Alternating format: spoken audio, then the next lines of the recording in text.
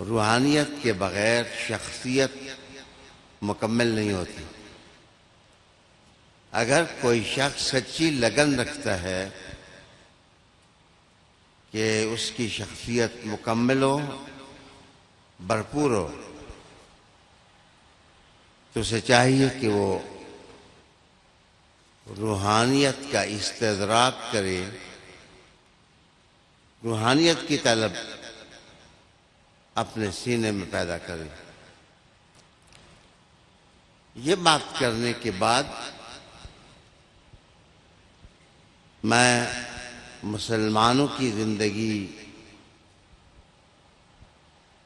کو سمجھنے کی کوشش کروں گا کہ تصوف کی تعریفیں بدلتے بدلتے نہ جانے کہاں جا پہنچی، لیکن صحیح بات یہ ہے کہ پیوریفیکیشن،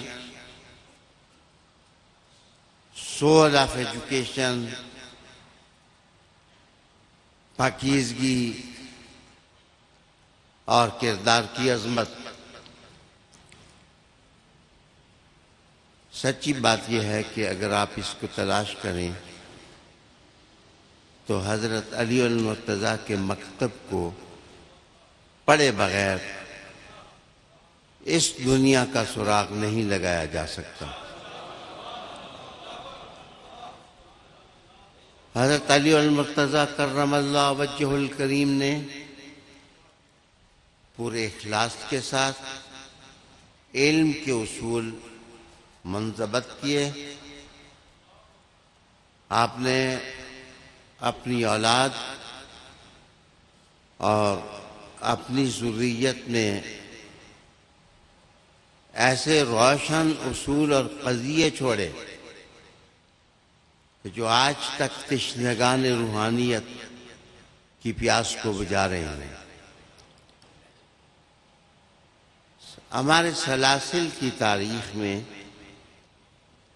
نقشبندیہ سلسلہ، قادریہ سلسلہ، چشتیہ سلسلہ، سہروردیہ سلسلہ،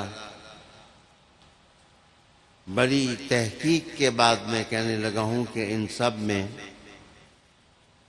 اصولوں کو مدون کرنے میں حضرت علی کا علم شامل ہے